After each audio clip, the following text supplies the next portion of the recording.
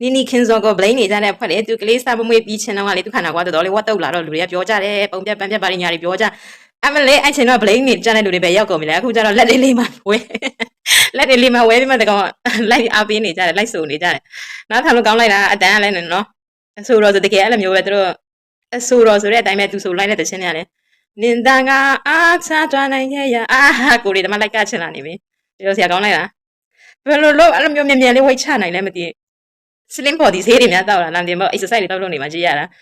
လူတွေကအမျိုးပဲနော်ပြောကြွေးတယ်လက်အားပေးတယ်လက်ဘဝဒါပဲနေမှာကြည့်လိုက်လိမ့်ကြတယ်တခုခုဆိုရင်တော့ဝိုင်းပြီးပြောကြွေးကြချစ်ကြတာလဲသူတို့ပဲပြောကြွေးတာလဲသူတို့ပဲနာမည်ကြီးဆယ်လီတွေခင်ဗျာပြောကြွေးခံရတာမလွယ်ပါဘူးဝိုင်းချစ်တာလဲပြည်သူတွေပဲဝိုင်းပလိမ့်တာလဲပြည်သူတွေပဲအခုလည်းကြည့်အားပေးနေကြငါလေးရီတော့ရီချင်လိုက်တာကလေးမွေးပြီးချင်းဆိုဘယ်လိုဆိုခန္ဓာကိုယ်ကပုံပြတ်ပန်းပြတ်ဖြစ်တတ်တယ်လေဒါမှမဟုတ်အခုကတော့ပုံမှန်လေးပြန်ဖြစ်သွားပါပြီတော်တော်လေးသူခင်ဗျာလေးချင်းခန်းလေးလောက်ရတယ်စားနေပါလိရှော့တော့လည်းပြောရမယ်ကြည့်မြန်မြန်လေးပြန်ပြီးမှငကိုတိုင်းပြန်ဖြစ်သွားတယ်ဆိုတော့အတန်လေးကောင်းလိုက်တာနော်အဲ့ကနေနေတဲ့လူတွေကလည်းအမလေးချစ်စရာလေးနဲ့ညီညီညာညာကနေကြတယ်